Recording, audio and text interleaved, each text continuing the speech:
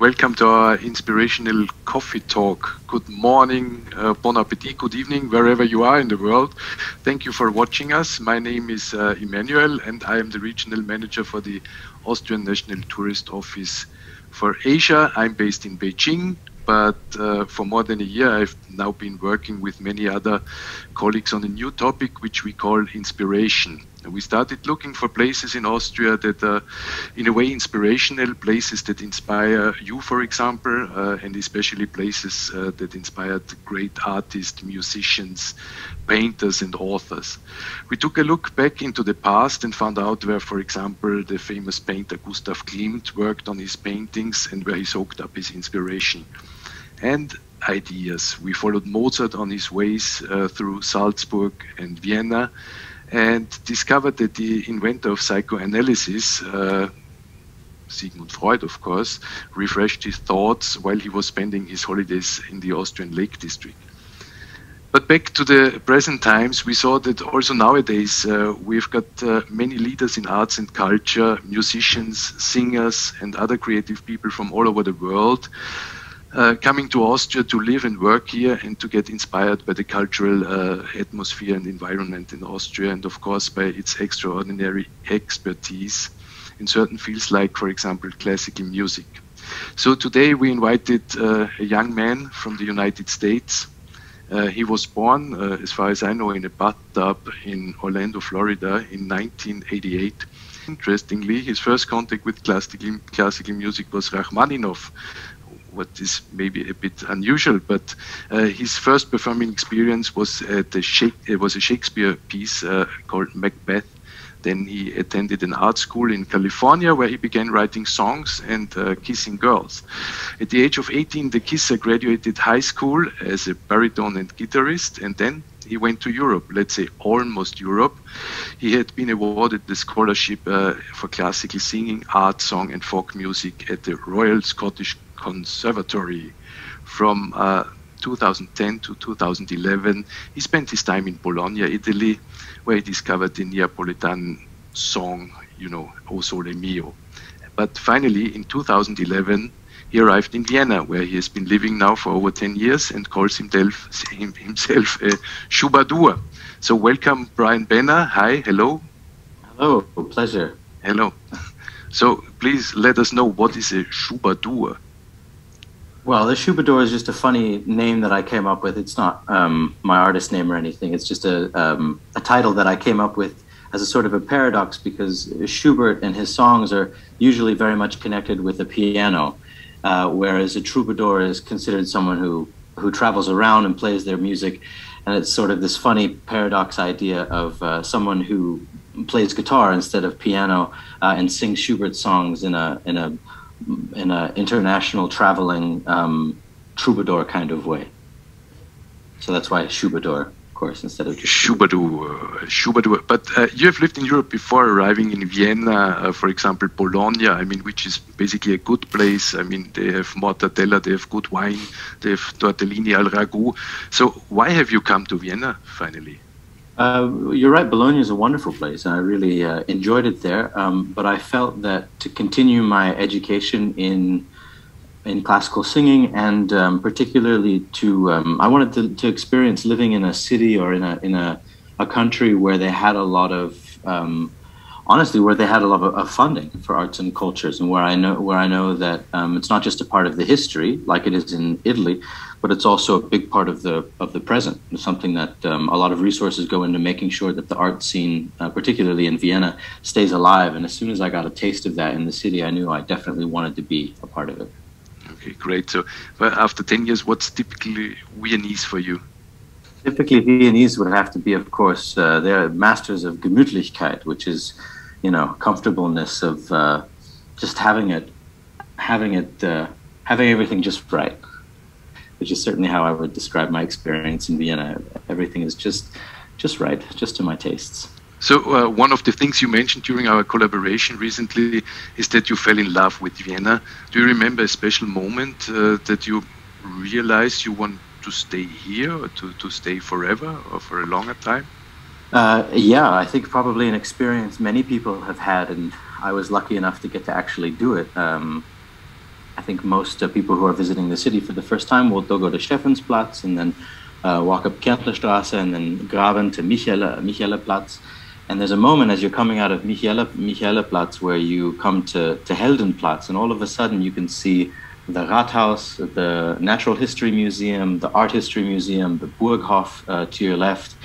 And all of a sudden I had a moment where as I walked out into that Heldenplatz and I saw these unbelievable, just one right after another, places of just tremendous, not just history, but also aesthetic beauty. And I was very charmed by it, and I knew that it was a place where wonderful things were happening. And I just instinctively knew, like I said, I wanted to be a part of it somehow.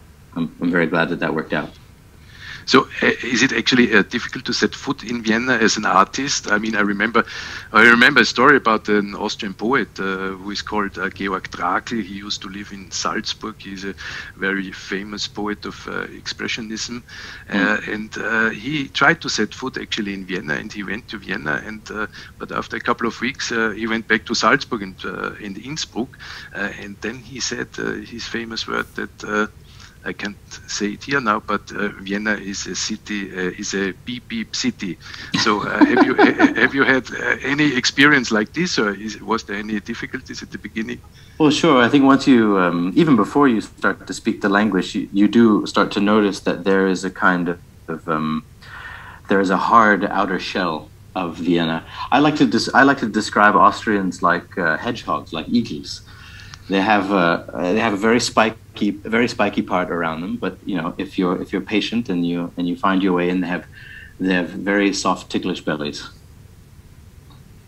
And so it was often my experience that when I took my time, having patience with every different aspect of life in Vienna, with the music scene, with the language, I slowly felt invited in, and the more that curtain opened, the more I was invited into the the rarer pleasures of the city, the more I continued to enjoy it. I think my favorite quote about Vienna, I've heard it attributed to Mahler, but who knows who actually said it. He said that when the world ends, I'll move to Vienna, where it will end 20 years later. And I've always liked that quote very much, because it reminds me that it's worth being patient in Vienna, particularly as an artist. Things happen just a little bit slower, but they do happen, and you just gotta make sure you stick around to get your chance. That sounds a little bit laid back, actually. Yeah, absolutely. And for someone who's lived in Florida and California and Hawaii, I do much better with laid back than not laid back. So Vienna has the aloha spirit, is it like this? Well, aloha is maybe more like, I think they have, Vienna's more like the coconuts, like hard on the outside but soft and sweet on the middle, you know? That sounds nice. Sounds nice. So is that maybe why, for example, guys like, you can see him, this Mozart, or I have here Schubert, we have here props.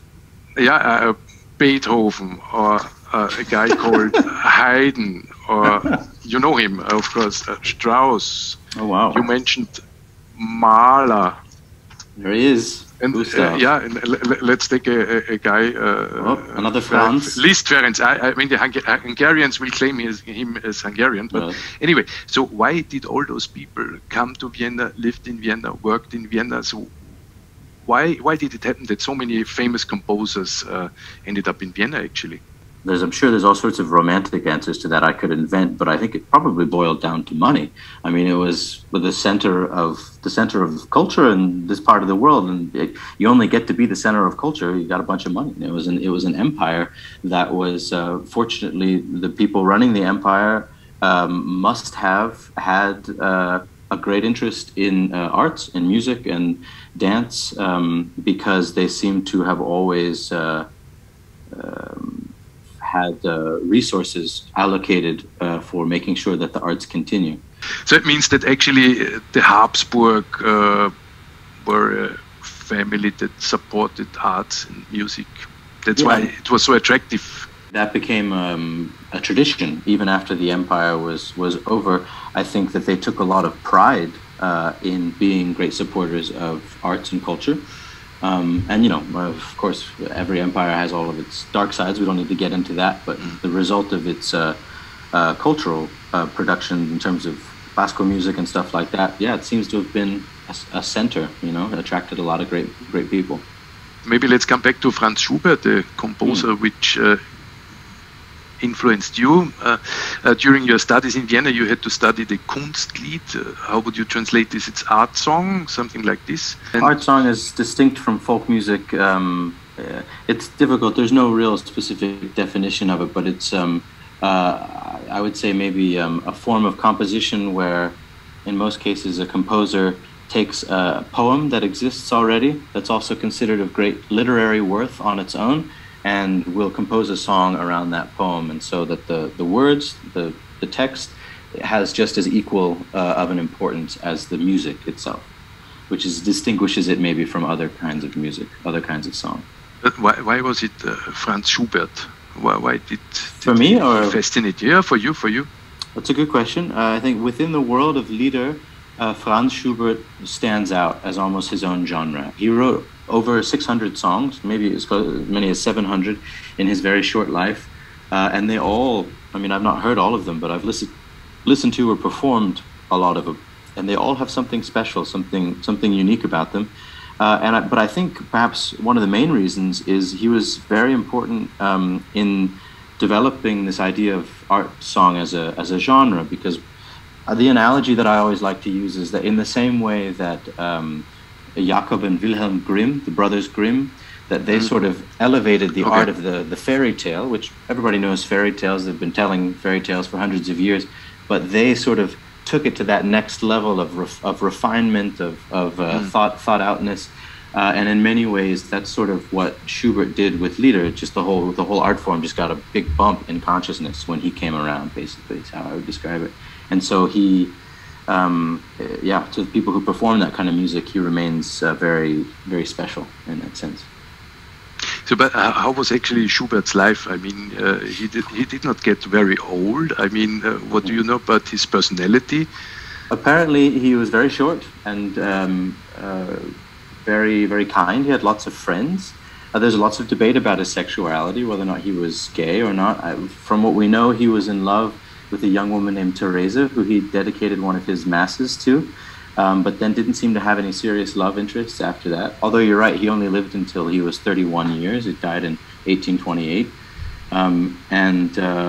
What we do know the most about his inner personality, except of course for his music, which tells us a lot, are all of the many letters that he wrote, in which he seems to be someone who I think valued friendship above most things, and particularly in the last several years of his life, as his health was deteriorating and spending most of his time not able to get out of bed and in a sanatorium, or dying, knowing he was dying.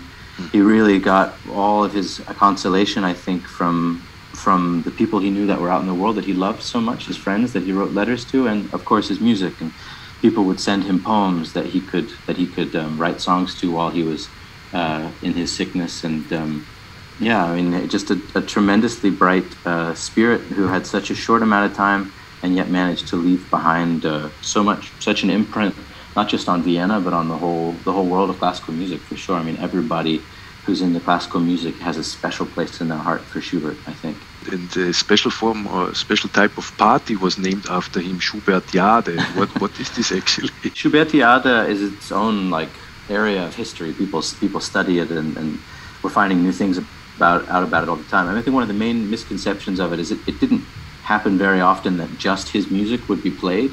I think that's a concept that later people loved his music so much, and particularly after he died, that they would get together and play lots of his songs. I think what he was mostly part of was just a very vibrant Biedermeier era tradition of people getting together in their free time and playing music. How would you describe Schubertiade? It was a house party, but they didn't have have recorded music, and they didn't have TV and movies, and so this was one of their primary forms of entertainment. And I think most people in a certain socio-economic class received at least a little bit of musical education, and for that reason, when they got together, I think that was one of their primary outlets and forms of entertainment. And if you were very lucky, you had a great talent in your friend circle, like someone like Schubert, who would every couple of weeks come along with his new compositions and blow everybody's minds. So that could have happened in New York in the 70s, for example, when I'm you sure go it to a did. party and you meet Andy Warhol and David Bowie, something like this. There's just a time where there's a lot of creativity going on, and I mean, I think Schubert, I get the impression Schubert was closer to a local hero than he was to a big international star while he was alive. In fact, I know that that's the case. I mean, there were musicians like Franz Liszt or Mozart who were at least traveling in their area, you know, the Czechoslovakia, whatever it used to be called, the Böhmische Reich, and then Hungary and everywhere. And Schubert, I think, was relatively local. I mean, we know that he spent some time in Esterhazy, that he spent some time in Steyr, but he was never really much further than, you know, a couple Austria, hours. so, yeah, exactly. Yeah. And so he was really a beloved local hero, I think, more than anything else. And he tried with his operas, I think, to have even bigger success. But I don't know, somehow it seemed like it was when he was in these small salon meeting places where he most connected with people while he was alive. And to be honest, I think that's one of the biggest things that I identify with, that, you know, big concerts and everything is great, but, you know, getting 20, 30 people together in a smaller space and sharing music is a Viennese tradition that speaks to me probably more than anything else, this house concert tradition. You have lived in the 9th Vienna district during your student years and actually in the Schubert Viertel. How has Vienna and specifically this neighborhood influenced your relationship to Schubert and his work? Classical music involves a lot of deifying, you know, making gods out of human beings, right? And so that's one of the most special things about being in a place like Vienna, where there's so much human history, where you can go to a place where you know for a fact, because there's a plaque up there, you know, funded by the Schubert Society of Vienna, that says, here Schubert liked to drink wine and play with his friends and composed a song or something like that. And so you start to have these experiences where you find yourself, you know, drunk, stumbling down a street where you know Schubert definitely did the same thing 230 years ago. And then all of a sudden you feel this incredible identification and bond with this person, not as some holy god of a composer, but as a human being who lived and struggled and had experiences in the city in the same way that I am now. You know, things maybe looked a little bit different on the surface, but I think the experience of life is one that I can relate to so much, and having that linked up with the actual geographic locations where you know that he was, streets and little courtyards and stuff like that. It's just so cool. It's so inspiring. You founded a band, actually, the Earl Kings. It's a group of musicians. You rediscovered Schubert's Lieder, or Schubert's song, with this artful modern English translation. So how did it come to this? My band is called the Earl Kings, or we're called the Earl Kings. And how that started was in, I think, 2014, so 7 years ago. I was in my studies at the conservatory in Vienna, working on a lot of Schubert, but I was very frustrated at the fact that whenever I wanted to work on Schubert, I would always have to call a pianist and get together with another person, which I love doing. I love the piano and had a lot of wonderful colleagues there, but I always had this idea of Schubert as someone who liked to be quite solitary when he would write some of these songs, and maybe in the small hours of the morning or late in the evening, a glass of wine or something like that. And I wanted to be able to do that too. So I don't play the piano, but I do play the guitar. I've been studying classical guitar for most of my musical life. And so I started looking at some of his songs and thinking, I could probably play this on the guitar, actually. I think I could figure out the chords of this. And there was one song in particular, the König in Thule, the King from Thule. And I thought, wow, this is actually just a series of chords that I know. I could just write these down and play them on the guitar. And then I did, and I played it and sang it, and it felt really good. The only thing that was missing was that as much as I love and feel very comfortable speaking German, it's not my mother language, and I wanted to be able to experience these poems, in this particular case Goethe, as though it was in my words, as how I would say it, how I would tell the story of the king in Thule, for instance. And so since I'm a songwriter and I feel comfortable, rhyming and writing poetry myself, I gave it a shot, and I made a, translation is sort of a rough word. I made my own interpretation or retelling, reconstruction actually is the word I like the best, of the Goethe poem, and then sang that with the guitar, and all of a sudden I had closed the gap between the Kunstlied of 200 years ago and the singer-songwriter genre of today. And that was a big, epiphany moment for me, where I was like, oh wow, these, if you're willing to put the extra effort in to do these more difficult compositions, you can still you can access these songs in like a troubadour, like a singer-songwriter, which is what I am. And so that was the beginning of it, and it started working very well. I was enjoying it, but I was reaching limits in my ability to really complete the full musical picture of Schubert. And so that was when I was very fortunate to meet Thomas Toppler and Ivan Turkile and Simon Teuritzbacher. Thomas plays the drums and the vibraphone, Ivan plays the cello, and Simon plays the tuba. Because they played such unique instruments, we got a really special new sound together. And we're all classically trained musicians who still have a lot to do with contemporary music and folk music and pop music and jazz.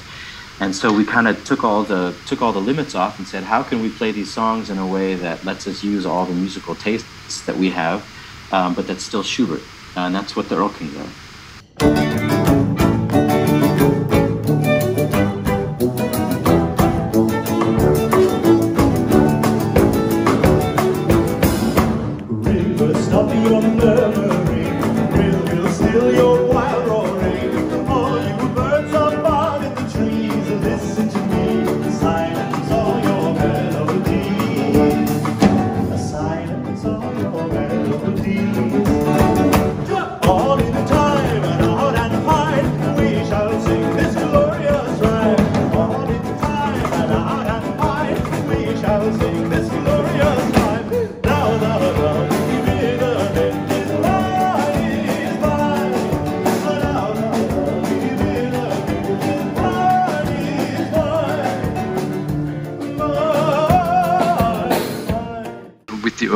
You went to Vorarlberg, the westernmost province of Austria, and there you had a very special moment, as far as I know.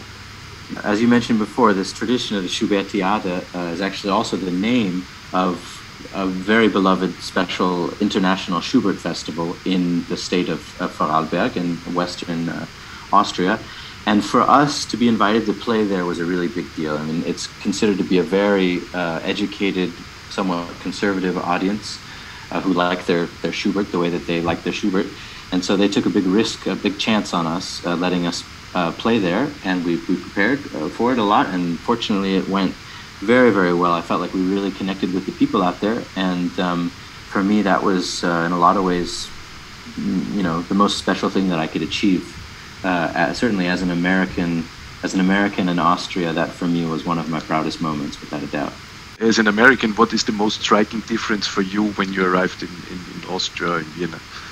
I mean, I was already traveling so much, so I wasn't as wide-eyed as I think many lucky Americans might be who come to visit, but I think Vienna blew me away how clean it is. I mean, it sounds like I'm just making compliments about Vienna, but that was one of the first things. I'm fishing for it. Okay, good. That was one of the first things I noticed, is that it felt like everything was very well taken care of, from the public transports to the parks to the national buildings and stuff like that. I was very impressed at how much obviously pride and money went into keeping the city nice and beautiful. We've been talking much about Vienna. Are there any other favorite places in Austria you like to spend your time during weekends or holidays? Sure. I spent a lot of time in Österreich, which is of course a huge state. For anyone listening that doesn't know, Vienna is in the middle. Österreich is all around the sides. And so I have very close friends in Waldviertel, colleagues as well. I spent a lot of time out there in the Weidhofen an der Thaya area. I have some dear friends in Oberösterreich, a place called Grafenau, directly on the Donau, which is very special. Next week I'll be going down to Dober in the Steiermark, where some friends of mine have a beautiful home where when I get a chance, like to retreat for practicing and writing. Vorarlberg, I've had a chance to go out there a few times. It always blows me away. My new favorite place is Weissensee in Carinthia. In Kärnten, in Carinthia. Mm-hmm. That is absolute magical place. Yeah, I'll be going. So it back seems you're never homesick. It seems. For America? Yeah. No, I miss my family and talk to them a lot and try to go back to visit them as much as I can. But I've been very fortunate to find a new home, and it's here. What is the most unusual thing you've done or you would like to do in Austria? I still, much to my deep embarrassment, have not been skiing in Austria. Wow. To my great shame, I have never been skiing in Austria, and I would But I'm sure after this interview, we will find someone who is gonna teach you skiing. Well, I know how. Instruct you. I'm one of the best skiers in Orlando, Florida. Yeah, okay. Where we have neither snow nor mountains. But I would like very much also to go skiing and maybe even to see if I can ski and sing and play guitar at the same time. I would like to try that. Maybe for the end now, at the end, we have prepared some short questions for you. You just give a quick answer on your preferences. So I chose 10. So it's the first one would be schnitzel or goulash? Schnitzel. Schnitzel. Absolutely, schnitzel. But all the way. This was okay. All the way, schnitzel. Bier or grüner Veltliner? Grüner Veltliner. Sacherkek or Äpfelstrudel? Apfelstrudel mit Rosinen. Apfelstrudel. Oh, hike in the mountain or a boat ride on the lake? Ooh, both, please. I guess I'd take a hike in the mountain, but I'd be watching the lake the whole time, wishing I was out there too. Okay, tramway or bicycle? What was the first one? Tram. Bicycle. The tram. Bicycle. Every day, yeah. Okay, museum quarters or Danube Island? Danube Island. I'm headed there now.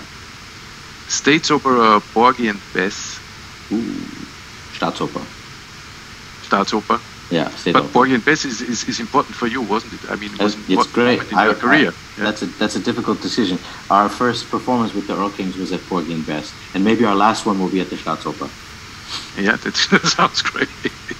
So now listen carefully. Schubert or Schumann? Schubert. Schubert. I mean, you're fluent in German. We didn't hear that, but you're actually very fluent in German. So what's your favorite Austrian word? My favorite Austrian word? Yeah. Spompenadel. That sounds cool. So can you translate that into English? Spompenadel, mocht kein Spompenadel. It's like don't mess around. Don't be silly. Don't make a mess out of things. I think that's correct. I understand it more through context usually. Yeah, but I think the meaning. That's true. Okay, good. It's quite correct. Yeah, it's true. Yeah. And last one, what's your favorite restaurant in Austria? In all of Austria. Yeah, in all of Austria. Oh, es gibt in very, very deep Waldviertel where you'd have such a hard time to find it. There's a place called the Forellenhof, which means the trout place, the trout hof. Yeah. And it's a tiny little wood house that goes out onto a lake, and the lake's full of trout. And I've performed there a number of times. They have lots of music there, and I think it's deep in the middle of the woods. You'd never find it. It's got to be one of the most charming, special places I've ever eaten. Thank you very much, Brian, for this nice talk. Well, actually, I hope to see you in person very soon, and thank you once again, and all the best to you. Great, thank you. Have a good day. All right, see you soon. Bye. Bye-bye. Bye-bye.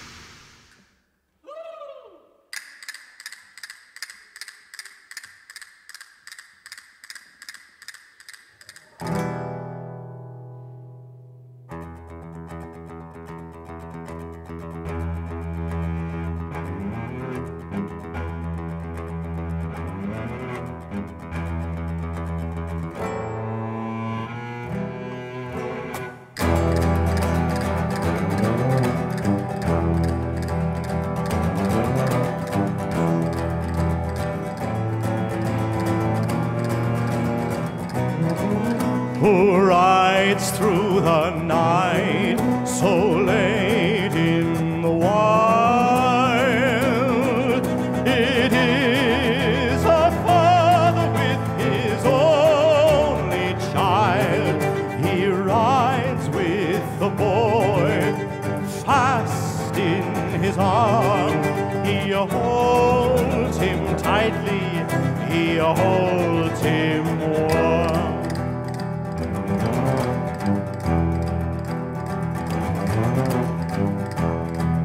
My son, oh why are you shaking with fear? Oh father, can't you see the Earl King is near? Earl King with eyes burning red. My son, it's only in your head. My dear sweet child, come play with me. I'll teach you nice games, so much fun you'll see. I'll crown you with flowers so fine to behold. My mother's spinning you a shirt made of gold. Oh father, can you not hear the Earl King whispering into my ear? Take heart, have courage, my son. It's only the wind in the leaves up above. My lovely little child, won't you come with me? All my beautiful daughters will fawn over thee. My beautiful daughters who sing all the time and dance every night on the banks of the Rhine. They dance every night on the banks of the Rhine. Oh father, can you not see the Earl King's daughters are waiting for me? My son, only now do I see the Earl King is chasing us hard through the trees.